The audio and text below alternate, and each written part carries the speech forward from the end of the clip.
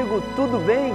Seja mais uma vez bem-vindo ao estudo da lição da Escola Sabatina. Estamos utilizando este guia e hoje vamos abordar a lição de número 13. É a última lição do nosso estudo de Daniel, do pó às estrelas. E ela vai abordar o capítulo 12 de Daniel, que é o último capítulo do livro de Daniel. O verso áureo diz que os que forem sábios, pois resplandecerão como o fulgor do firmamento, e os que a muitos conduzirem à justiça, como as estrelas, sempre e eternamente. É uma promessa maravilhosa que nós vamos abordar daqui a pouco, e é por isso que eu estou gravando esta lição neste lugar muito especial. Não apenas para o livro de Daniel, mas também para todo o contexto, todas as histórias bíblicas. Eu estou aqui no Monte das Oliveiras. Atrás de mim você vê a cidade de Jerusalém. E entre o Monte das Oliveiras e a cidade de Jerusalém, ali a esplanada do templo, né? Onde é o Monte Moriá, onde Abraão foi sacrificar Isaac, né? Depois foi construído o templo. E hoje você tem aqui uma mesquita de cúpula dourada, né? Então, aqui o Monte das Oliveiras, ali atrás Jerusalém, e entre os dois montes o Vale de Cedron. Então só isso nós temos mais muitas referências bíblicas. Esta é a cidade de Daniel. Esta é a cidade que no capítulo 1 de Daniel, Nabucodonosor invade, depois invade uma segunda vez e por fim ele destrói a cidade, queima o templo de Salomão. E nós iniciamos aqui o nosso estudo do livro de Daniel. É esta mesma cidade, né, que preocupou Daniel no capítulo 9, quando ele pensa que talvez o cativeiro poderia se prolongar por muito mais tempo e o santuário não seria reconstruído. Então ele faz aquela bela oração e o anjo vem respondendo Daniel, dizendo: Daniel, 70 semanas estão determinadas sobre o teu povo e sobre a tua santa cidade. Aqui nós temos a cidade de que fala o capítulo 9, né? Sabe e entende, Daniel, desde a saída da ordem, 7 semanas e 62 semanas. E ele explica o seguinte: os muros e as circunvalações, né, se reedificarão, mas em dias angustiosos, em tempos angustiosos. É nessa mesma cidade que Zorobabel e Josué vão construir o templo. É nesta cidade que Neemias faz aquele passeio em volta dessa colina, né, para ver a situação, onde ele e Esdras, eles lideram o povo para reconstruir Jerusalém. É aqui que marca, né, deste local que marca o início das 70 semanas, bem como das 2.300 tardes e manhãs por ocasião do decreto de Artaxerxes, que nós estudamos na lição do trimestre passado com Esdras. Então esse é um lugar muito significativo. E aí o povo ficou aqui há alguns anos e Daniel sabe dos movimentos políticos para restringir a obra do povo de Deus, para perseguir, né, por parte dos samaritanos, para atrapalhar a edificação do templo. E aí no capítulo 10, ele fala do jejum que ele fez. Depois o anjo aparece para ele, já estudamos isso. Aí depois o anjo narra os acontecimentos do capítulo 11, a visão do capítulo 11. E aí chegamos no final do capítulo 11, acompanhe comigo aí no verso 40. Ó, no tempo do fim, o rei do sul lutará com ele e o rei do norte arremeterá contra ele com carros, cavaleiros, né? E entrará também na terra gloriosa. A terra gloriosa é uma referência à terra de Jerusalém, à terra de Israel. Estenderá suas mãos contra as terras e a terra do Egito não se escapará. Aí diz aqui o 44, pelos rumores do Oriente e do Norte será perturbado e sairá com grande furor para destruir e exterminar a muitos. Armará suas tendas palacianas entre os mares contra o glorioso Monte Santo. Então esse é o Monte Santo. Alguns entendem que isso é um símbolo, outros entendem esse Monte Santo aqui como literal. E não haverá quem o socorra, né? Chegará ao seu fim. Então termina assim o capítulo 11. E aí nós entramos no capítulo 12, que diz assim: nesse tempo, que tempo? Nesse tempo, no final dos acontecimentos do capítulo 11, nesse tempo se levantará Miguel, grande príncipe, o defensor dos filhos do teu povo, Daniel. E haverá tempo de angústia, qual nunca houve desde que houve nação até aquele tempo. Nós sabemos da angústia que os judeus passaram por ocasião da destruição de Jerusalém. Nós sabemos de tantos momentos terríveis de angústia ao longo da história humana, mas haverá uma angústia terrível como nunca houve até aquele dia. Mas naquele tempo será salvo o teu povo, todo aquele que for achado e inscrito no livro. Então, temos aqui uma referência a Jerusalém, estamos neste lugar todo especial e vamos ver ainda muitas outras coisas interessantes. Vamos começar aqui por Miguel, o nosso príncipe. Quem muda o curso da história no tempo do fim? A lição aqui de domingo. Quem muda o curso da história no tempo do fim? Miguel.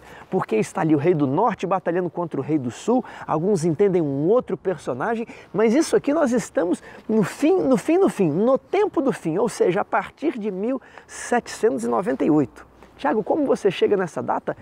Mais à frente nós vamos comentar desse período. O fato é que haverá um tempo de angústia, haverá um tempo de perseguição, será um tempo difícil para o povo de Deus, mas nesse tempo se levantará Miguel, o defensor dos filhos do teu povo, aquele que está no santuário intercedendo por nós.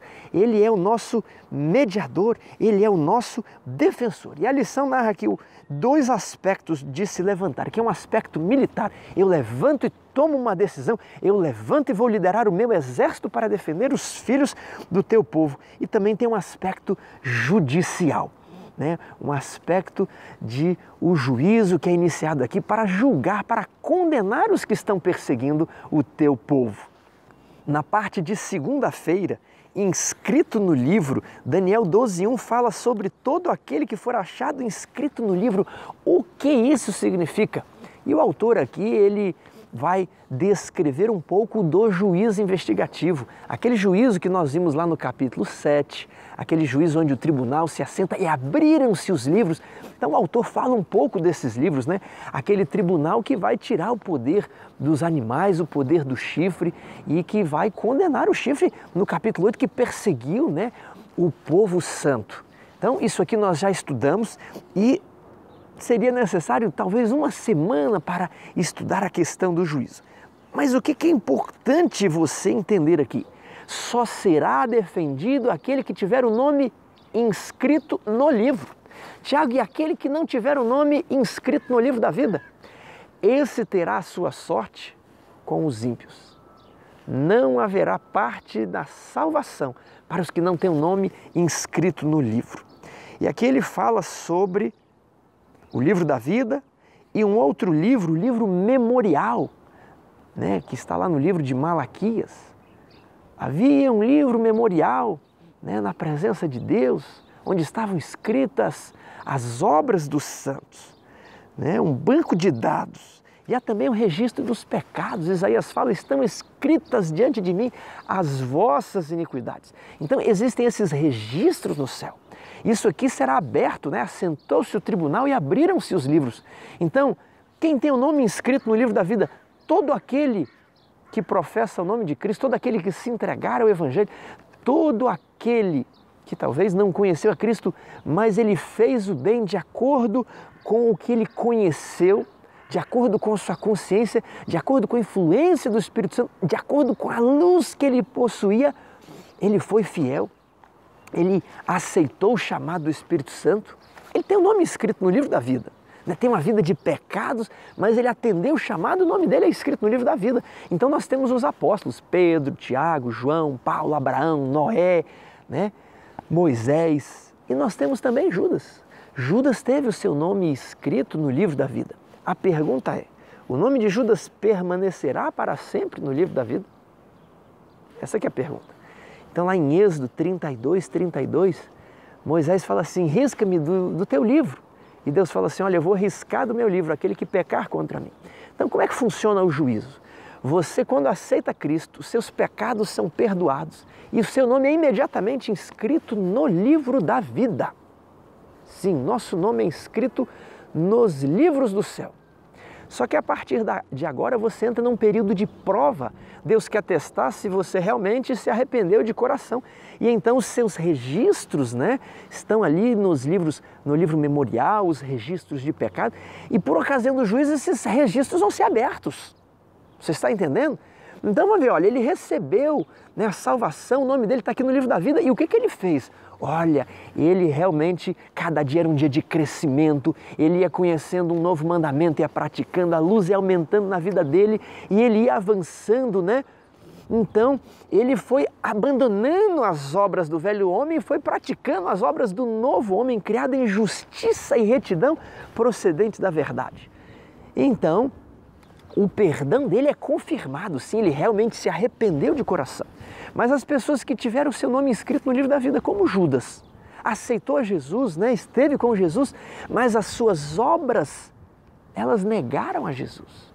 Apesar de ter aceitado por palavra, as suas obras o negaram. Então o nome de Judas será arriscado do livro da vida, se é que já não foi, porque o juízo já se iniciou em 1844 e os mortos estão sendo julgados. Então, não basta, olha só, esse registro celestial apresenta evidência judicial para todo o universo de que pertencemos a Jesus, temos o direito de ser protegidos durante o tempo de angústia.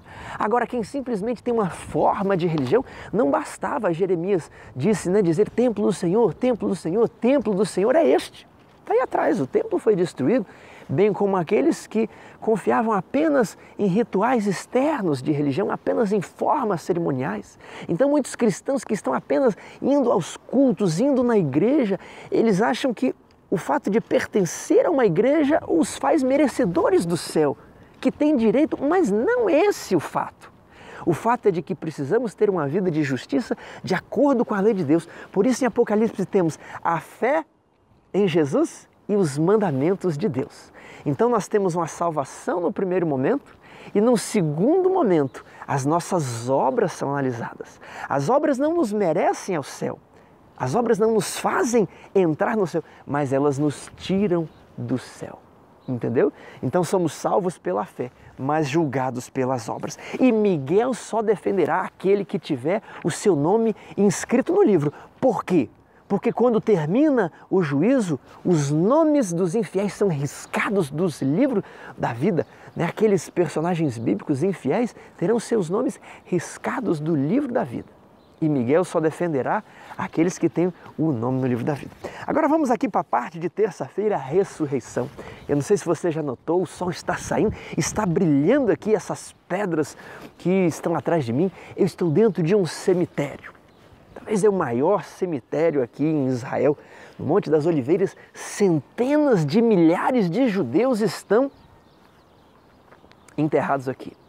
Por que eles estão enterrados aqui, Tiago? Porque lá no livro de Zacarias, eu faço questão de ler, no livro de Zacarias, capítulo 14, verso 4, naquele dia estarão seus pés sobre o Monte das Oliveiras, os pés do Messias, que está de fronte de Jerusalém, tá vendo? Monte das Oliveiras que está de fronte de Jerusalém para o Oriente.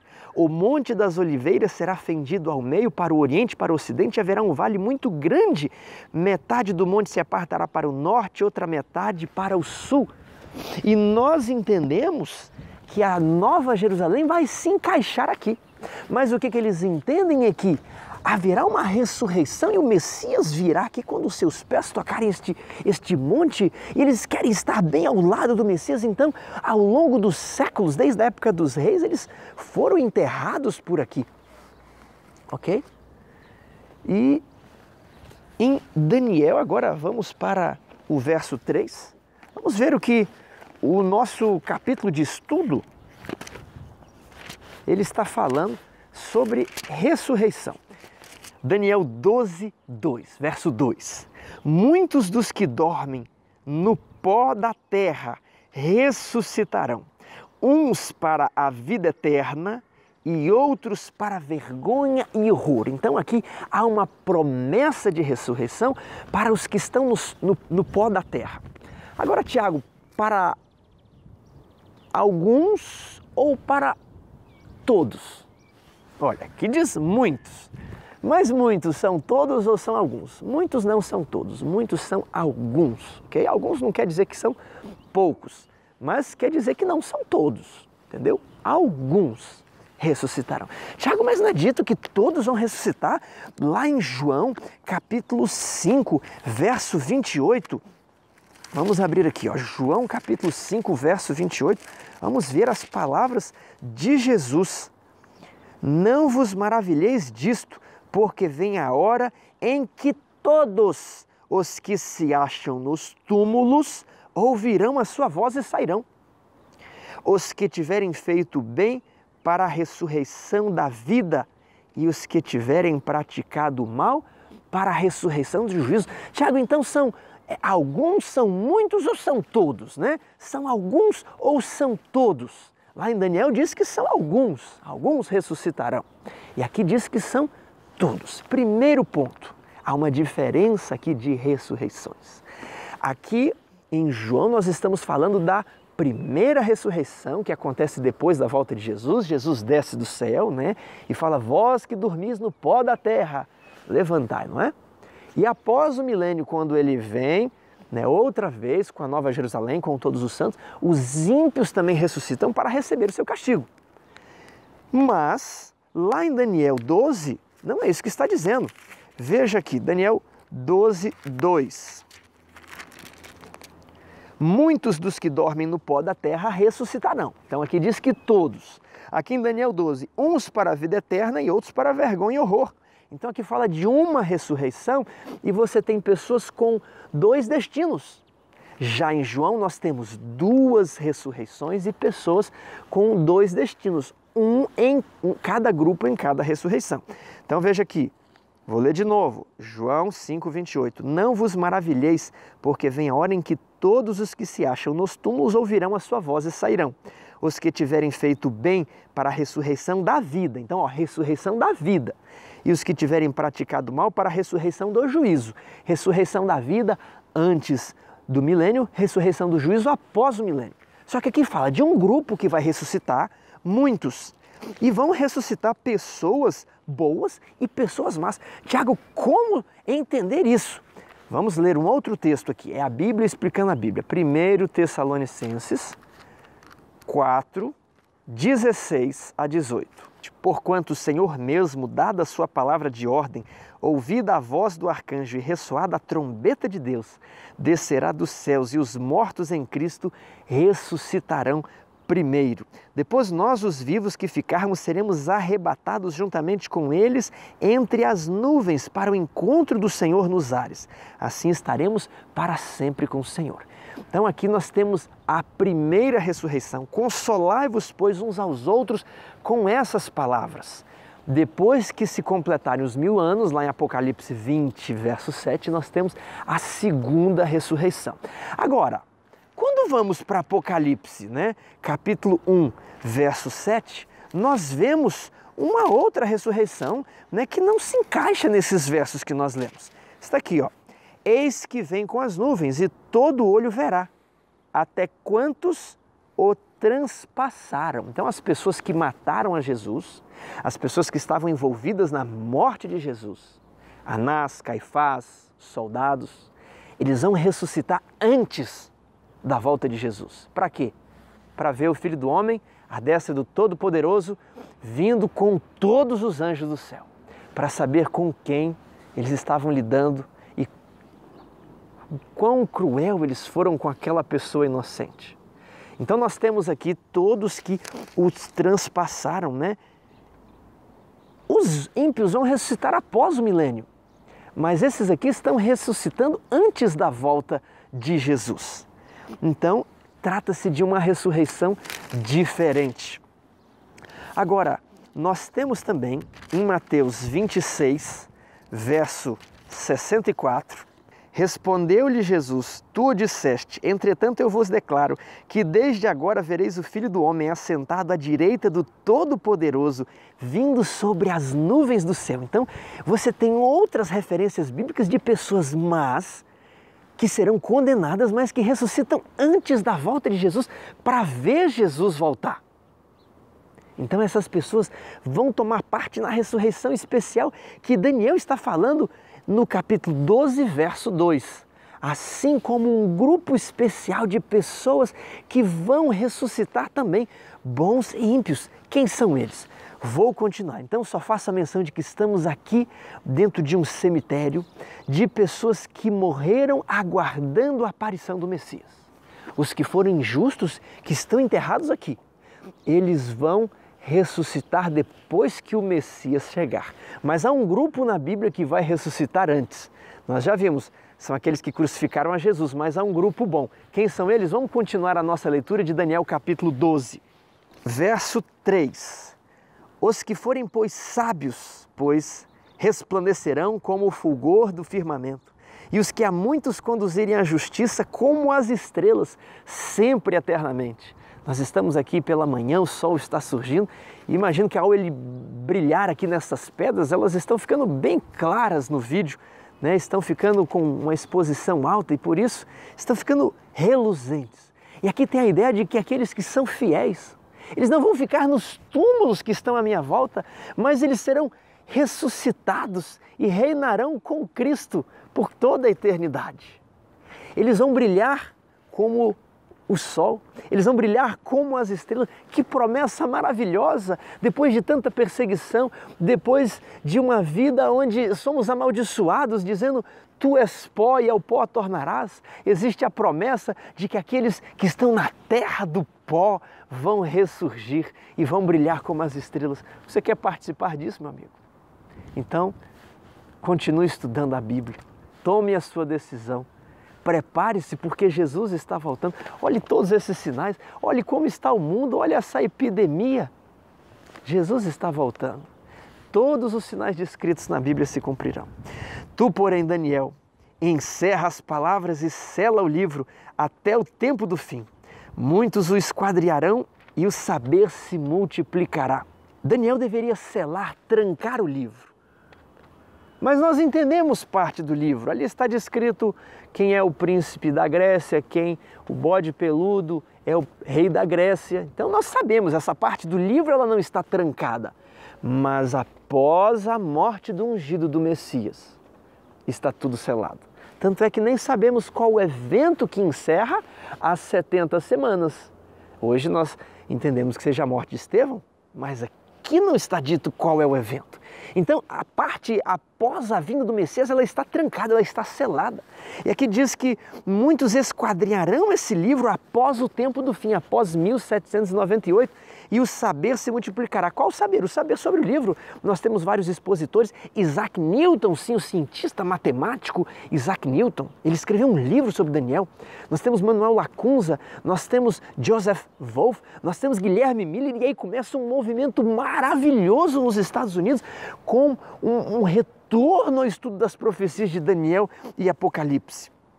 Então eu, Daniel, olhei, e eis que estavam em pé outros dois, um de um lado do rio, outro do outro lado. Um deles disse ao homem vestido de linho que estava sobre as águas: quando se cumprirão estas maravilhas? Estou empolgado porque eu estou num local maravilhoso onde a história se passou. É daqui, deste local, dessas referências geográficas que fala o livro de Daniel. Quando então se cumprirão as maravilhas da ressurreição? Quando os túmulos que estão aqui ao redor de mim serão abertos? Quando é que Miguel se levantará? Então essas maravilhas descritas aqui, ressurreição, Miguel se levantando, quando isso acontecerá? Olha só. Ouvi o homem vestido de linho que estava sobre as águas do rio, quando levantou a mão direita e a esquerda ao céu e jurou por aquele que vive eternamente, que isto seria depois de um tempo, 2 tempos e metade de um tempo. Ok? Primeiro ponto, temos uma ligação aqui com o homem que aparece lá em Apocalipse 10, que também levanta a sua mão e jura que ele está sobre as águas, ok?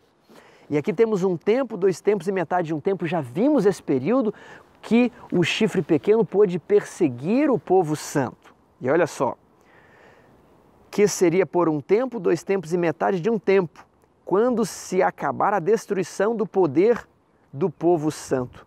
Quando estas coisas todas se cumprirão. Então, após a supremacia do chifre pequeno, né, que estava destruindo o povo santo, após essas coisas se cumprirão.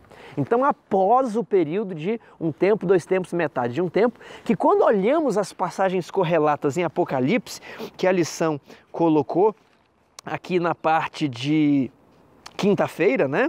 Apocalipse 11:3, Apocalipse 12:6, verso 14 e Apocalipse 13:5. Nós entendemos se tratar de um período de 1260 dias proféticos, ou seja, 1260 anos. Então, após isso, vão se cumprir as maravilhas. Eu ouvi Daniel falando, porém não entendi, porque ele não tinha outras informações que nós temos, né? Como o Apocalipse ali, como os eventos já cumpridos. Eu ouvi, porém não entendi. Então eu disse, meu Senhor, como será mesmo o fim destas coisas? E aqui nós já temos um tom de despedida no livro de Daniel. Ele respondeu, vai Daniel, porque estas palavras estão encerradas. Eu não falei para você selar o livro, Daniel, isso aqui está trancado até o tempo do fim. Você, Daniel, sempre querendo, né, descobrir as coisas, sempre querendo um detalhe a mais, não é, Daniel? Mas, Daniel, você já cumpriu sua missão. Encerra o livro, Daniel. Você fez sua parte.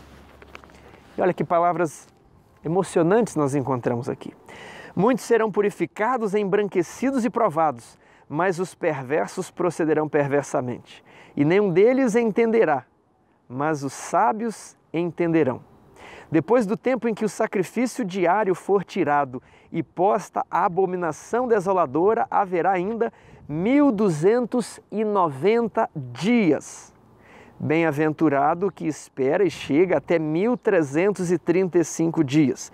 Tu, porém, segue o teu caminho até ao fim, pois descansarás, e ao fim dos dias te levantarás para receber a tua herança.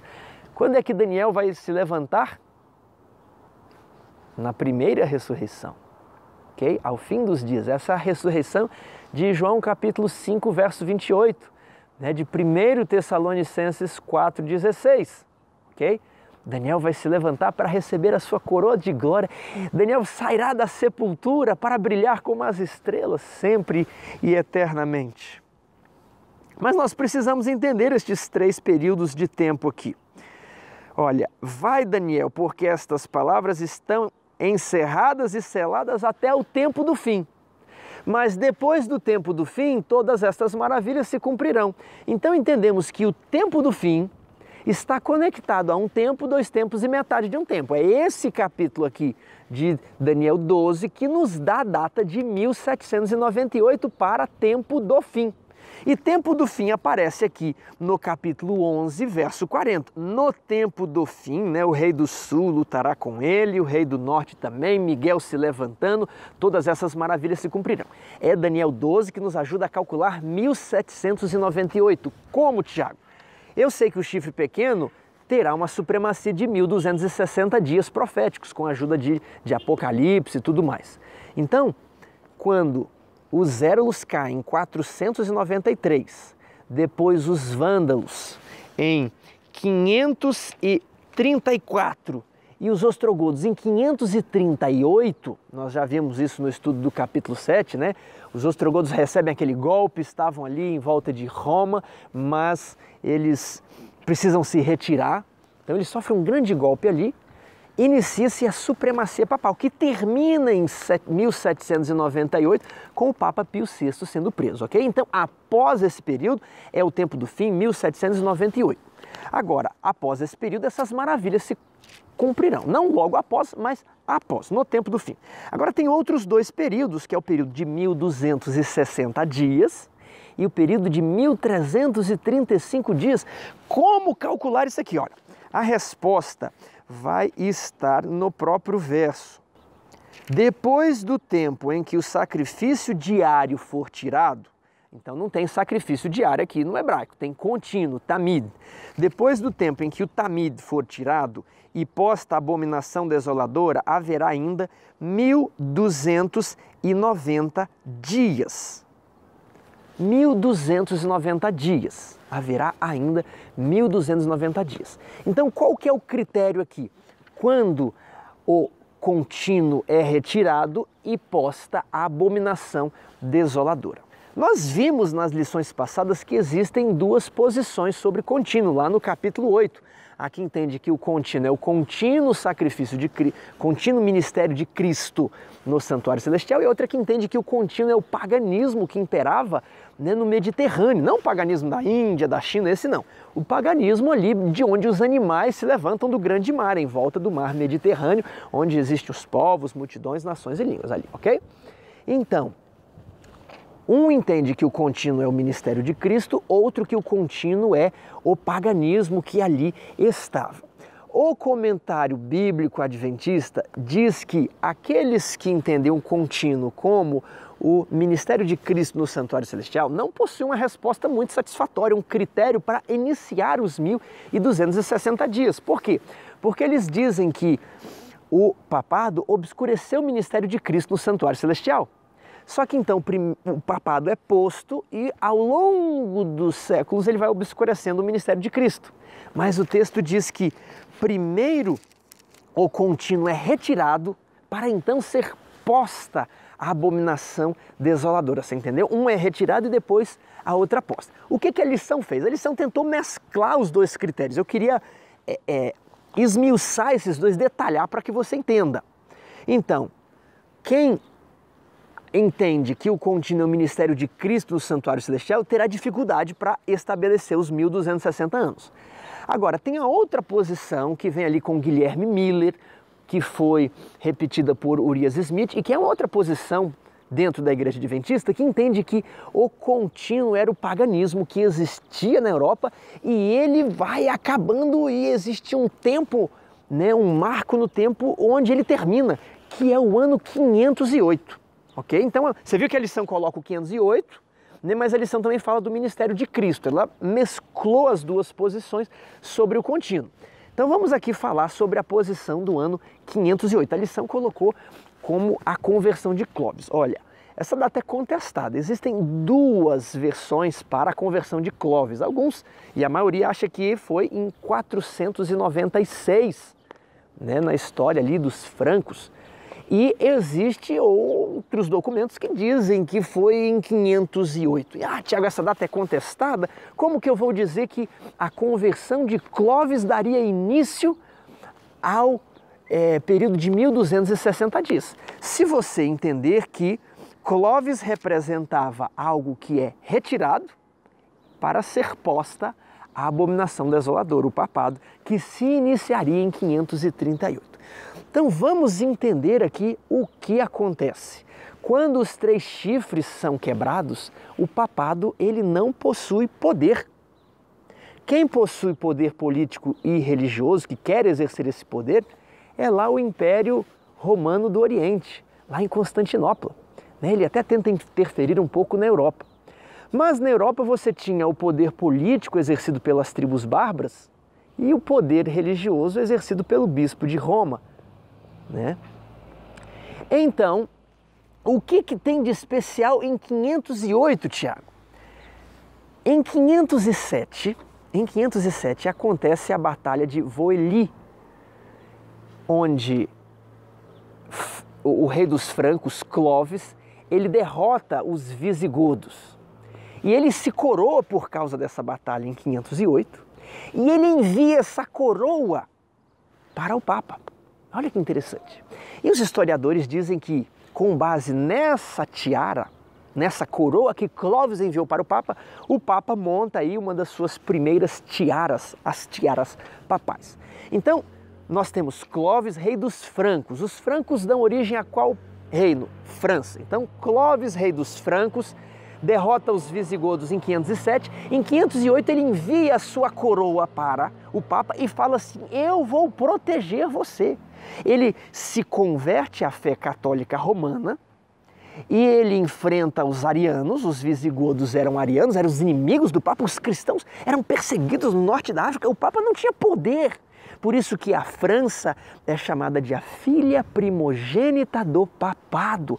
E os francos ocupavam um grande espaço ali na Europa Central. Então eles dão a proteção que o papado precisava para se desenvolver. O papado jamais cresceria, o chifre pequeno jamais cresceria se não tivesse Clóvis e os francos para dar toda essa proteção, para dar exércitos, para dar força militar, para dar força política. Então essa mistura do religioso com o político que vai marcar ali a supremacia papal a partir de 538, e esse evento aqui em 508, né, de Clóvis dando essa proteção militar e política para o papado, ele enviando a sua coroa, nós entendemos que foi posta, né, de lado, foi retirado o paganismo. O paganismo ele foi retirado da Europa, ali em volta do Mediterrâneo, né, Entenda que o paganismo de Roma, os templos, aquele culto pagão, eles vinham decrescendo e nós temos um marco aqui em 508. Então, os que defendem o tamid, né, o contínuo, como paganismo, têm uma interpretação muito satisfatória deste verso, porque ele está em ordem. Quando o contínuo for retirado e posta a abominação desoladora, haverá ainda 1290 dias, que vão terminar em quando? 1798. Quem entra em cena? A França novamente, as forças de Napoleão invadem ali o Vaticano, prendem o Papa Pio VI e fazem o quê? Pegam as tiaras papais, as coroas e derretem essas coroas, e esse ouro é utilizado na Revolução Francesa. Então você tem aqui no início do período Clóvis dando a proteção, enviando a sua coroa, e nós temos no fim do período a França também terminando com a supremacia papal em 1798. França no início, França no final. Isso aqui é incrível. E nós temos os 1335 dias também, que terminariam em 1843. Uma das datas que aqueles estudantes das profecias de Daniel marcaram inicialmente para a volta de Jesus, esperando a ressurreição dos mortos, esperando brilhar como as estrelas, esperando ir para o céu. Então inicia um movimento muito bonito quando as pessoas venderam tudo e nada mais importava, porque se existe ressurreição e existe nova terra, nada mais importa. Se nós herdaremos a Jerusalém lá de cima, que tem um brilho que os que a contemplaram em visão não conseguem descrever, está além da linguagem humana. Abraão esperava a cidade que tem fundamentos. Por isso Abraão sai de uma cidade para morar nessa região, porque esperava a nova Jerusalém, a cidade que tem fundamentos, esperava a ressurreição. Então, Jesus não volta, mas aquele movimento persiste. A partir ali de 1844, quando realmente terminam as 2.300 tardes e manhãs, então as pessoas que morrem a partir de 1844, guardando o sábado na fé da mensagem do terceiro anjo, né, pregando as 3 mensagens angélicas, nós acreditamos que elas tomarão parte na ressurreição especial aqui do verso 2. Então você tem os maus, aqueles que mataram Jesus, os grandes inimigos do povo de Deus ao longo da história ressuscitando para ver Jesus voltar, e nós temos pessoas boas também, uns para a vida eterna. Quem são estes? Lá em Apocalipse capítulo 14, nós temos assim, na terceira mensagem angélica: bem-aventurados os mortos que desde agora morrem no Senhor. Que desde agora quando? 1844. E nós temos aqui em Daniel 12:12, bem-aventurado o que espera e chega até 1335. Então, bem-aventurado que conseguiu viver um pouquinho mais e chegar nesse período onde começa a se pregar a volta de Jesus, onde estuda-se as profecias de Daniel e entende-se, estamos no tempo do fim, Jesus está voltando, haverá a ressurreição. Então, a lei de Deus é restaurada, a verdade do sábado. Então, aqueles que morrem a partir de então, eles terão uma promessa diferente, porque é bem-aventurados os que morrem a partir de agora. E os que morreram antes? Certamente os que morreram antes também têm bênçãos, mas os que morrem a partir de agora, né? Olha, Apocalipse de novo. Bem-aventurados os que morrem no Senhor desde agora. os daqui para frente, a partir de 1844, a partir do início do período onde as 3 mensagens angélicas começam a ser pregadas. Sim, diz o Espírito, para que descansem de suas fadigas, pois as suas obras os acompanham. E as obras de Daniel não acompanhavam? Também o acompanhavam. Mas isso aqui está escrito porque quer dizer algo diferente. Querido irmão, imagina aquelas pessoas que pregaram, deram a sua vida para ver Jesus voltar e morreram. José Bates, Tiago White, Ellen White, John Andrews, a filha de Andrews, Mary Neves Andrews, que morreu com 14 anos de idade de tuberculose porque estava na missão da Europa. Quantos outros missionários não morreram esperando a volta de Jesus, pregando as 3 mensagens angélicas, guardando o sábado e não tiveram a concretização de suas promessas? Estão no pó da terra, viraram pó, estão na terra do pó. Mas o que a Bíblia nos diz? Consolai-vos uns aos outros com estas palavras. Quando Jesus voltar, os túmulos irão se abrir, a voz do arcanjo. As pessoas ressuscitarão glorificadas. Mas antes disso, eu e você, se nós formos fiéis, ainda que nós morramos, nós vamos ressuscitar para ver a volta de Jesus. Porque se a volta de Jesus se atrasou por algum motivo, pela infidelidade de alguns, Jesus não vai deixar nenhum dos que participaram da pregação das 3 mensagens angélicas, guardando o sábado. Jesus não vai deixar essa pessoa sem ver a sua volta. Se ele ressuscitar na primeira ressurreição, ele não viu a volta. Jesus já voltou e está aqui. Existe uma promessa incrível para você, meu amigo. Tudo vale a pena. Atrás de mim você tem séculos e séculos de história demonstrando que as profecias foram cumpridas. Eu estou bem ao lado do local que, segundo a tradição, bem aqui ao meu lado mesmo, Jesus teria chorado sobre Jerusalém. Ele derrama suas lágrimas e ele fala que essa cidade ficará deserta.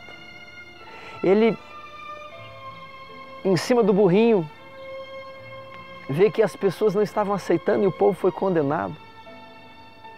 O templo e a cidade foram destruídos. E Jerusalém está sendo pisada pelos gentios desde então. Haverá desolações e destruições até o tempo do fim. Mas para mim e para você, está aberta a proposta de brilharmos como as estrelas, de levantarmos da terra do pó, de vencermos a maldição do pecado que nos faz pó e ao pó tornarmos, mas vivermos eternamente com Cristo. Essa é a grande esperança, meu amigo. Eu quero convidar você para viver isso. Eu quero convidar você, se você não tomou sua decisão, você está vendo essa lição, eu gostaria de convidar você para estudar com a Igreja Adventista. Pai, eu gostaria de convidar você para estudar a Bíblia com a sua família, porque a sua família precisa ir no céu. Se você for para o céu e os seus filhos ficarem na terra do pó, se você vê os seus amigos de dentro da cidade e eles do lado de fora, que triste não será.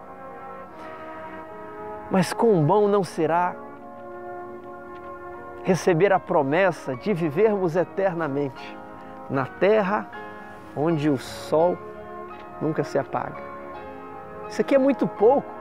É muito pouco o sofrimento que aqui temos em comparação ao que Cristo nos promete quando a nova Jerusalém se assentar sobre a velha Jerusalém. Você quer tomar parte? Nem todos podem ser enterrados aqui, é um local muito caro. Nem todos podem viver em Jerusalém, porque é um local conturbado, é um local complicado. Mas a todos é dada a oportunidade de viver na Nova Jerusalém e reinar com Cristo por toda a eternidade. Que Deus abençoe a todos vocês que estudaram essa maravilhosa lição de Daniel. E eu espero, do fundo do meu coração, se morrermos na terra do pó, que Cristo nos ressuscite e nós vamos nos abraçar na Nova Jerusalém. Que Deus os abençoe.